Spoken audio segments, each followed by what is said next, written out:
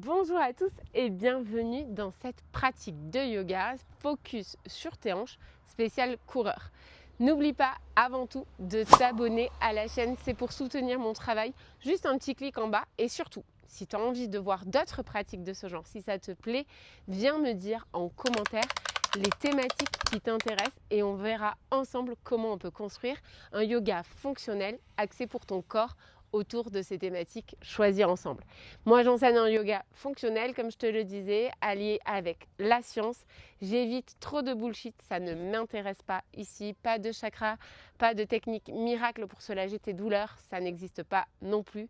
On essaie juste de bouger ensemble, de se faire du bien et de voir quelle est la connexion entre cette discipline et peut-être ta performance sportive, en tout cas ton bien-être au quotidien.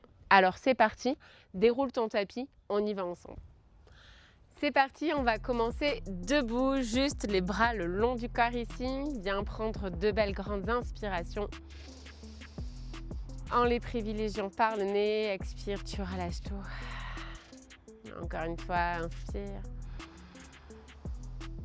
Et expire presque comme si tu voulais soupirer, tu relâches tout. Place les pieds à la largeur de tes hanches, monte sur la pointe de tes pieds, monte le plus haut possible.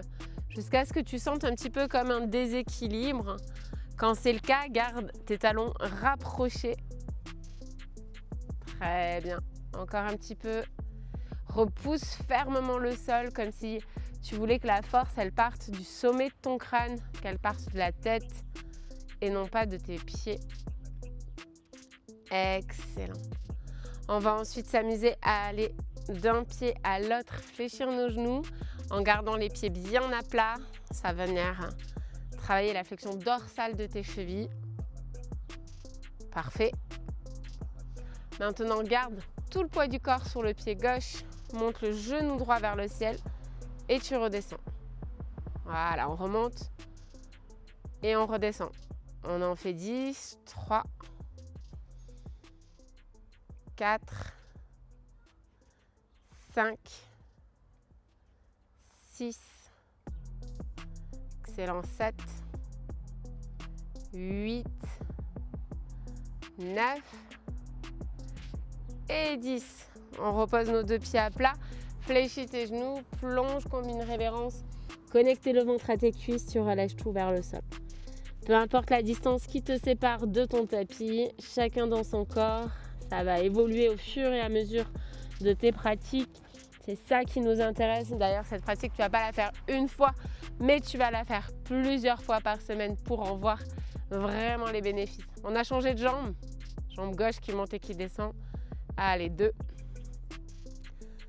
3, 4, 5, 6, 7, 8, 9 et 10. On repose nos deux pieds à plat de nouveau. Fléchissez vos genoux, vos chevilles, vos hanches. Relâchez la tête. Un cycle respiratoire en bas. Une inspire. Une expire. On remonte délicatement. Allez, on va s'avancer ensemble à l'avant du tapis. Amène tes mains derrière ta tête. Ramène le genou gauche vers le ciel, le plus haut possible. Et on va venir expirer en ramenant les coudes vers le centre et faire en sorte qu'ils viennent toucher ton genou. Pof.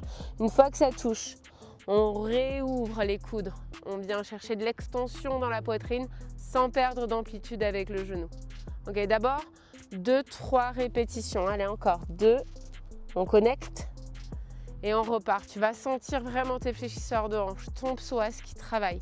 Maintenant, on va voir si on peut inspirer quand on ouvre et expirer quand on referme.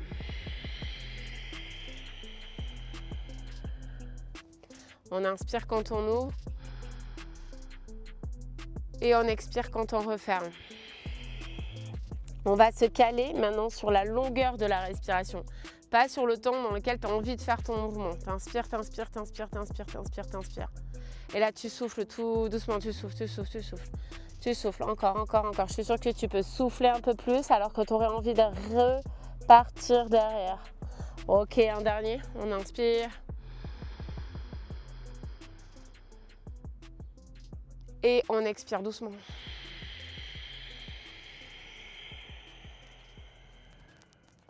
On relâche les bras. On relâche le pied. Waouh, voilà, là, vous l'avez bien senti. Les fléchisseurs de hanches, ce sont droit fémoral, donc un des chefs du quadriceps, et ton psoas, tes psoas, on peut même dire comme ça. On va réfléchir tout ça, relâcher la tête. Voilà, pourquoi je dis tes psoas? Parce que il y a petit psoas, grand psoas, plan profond, plus superficiel. Ce n'est jamais qu'un seul muscle. Enfin, on les catégorise comme étant qu'un seul muscle. Il y a plusieurs faisceaux. On se remet sur notre pied droit. On va voir de l'autre côté. On commence par monter le genou. On amène les mains derrière la tête. On inspire. On a fait 3 répétitions où on essaye juste, hop, de trouver son équilibre. Parce que la tête bouge, le regard bouge, donc forcément, vous pouvez perdre un peu l'équilibre. 3. Ok. On l'a? Allez, avec le souffle. J'expire quand je ferme, j'inspire, j'ouvre. On expire.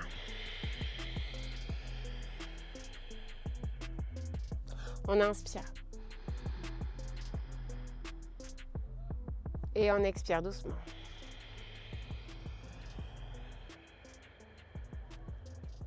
Allez, on y va tout doucement.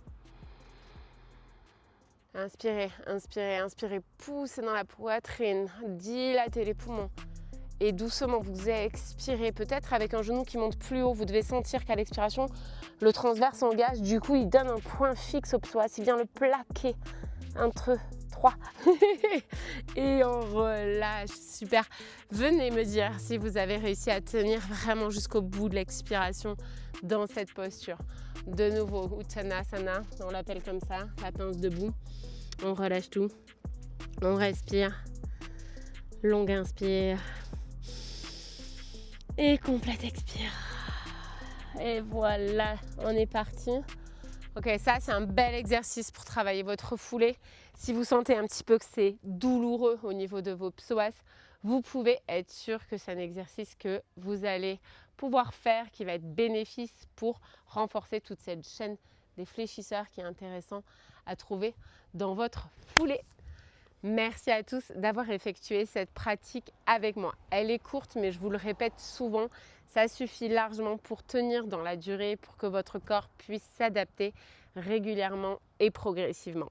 N'hésitez pas à rejoindre la plateforme, le studio PiYo Studio, qui va être bientôt disponible. À l'heure où je vous parle, ce n'est pas encore le cas, mais j'ai vraiment hâte de vous présenter ce projet disponible sous forme d'application sur votre smartphone, disponible aussi en Chromecast sur votre télé. Ça va être juste génial, j'espère que ça va vous plaire. N'hésitez pas à venir en commentaire, en plus des pratiques comme on a vu au début de cette pratique, de me dire ce que vous avez envie de faire, aussi de me donner vos retours. À très bientôt sur la chaîne.